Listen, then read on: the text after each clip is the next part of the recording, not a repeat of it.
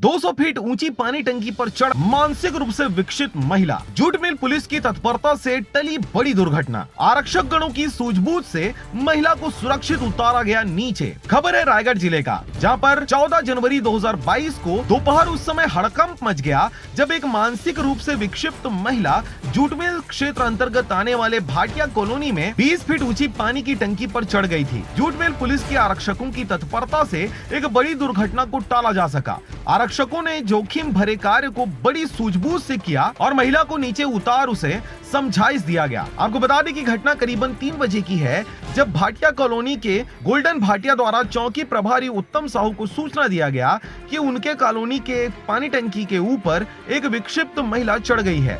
काफी समझाइश के बाद भी नीचे नहीं उतर रही। टीआई उत्तम साहू द्वारा पेट्रोलिंग पार्टी को मौके पर पहुंचकर हालात से अवगत कराने का निर्देश दिया गया। जूट मिल पेट्रोलिंग पार्टी के आरक्षक प्रकाश गिरी गोस्वामी, कीर्तन यादव, प्रताप बेहरा, सत्या यादव व अन्य स्टाफ मौके पर पहुंचे।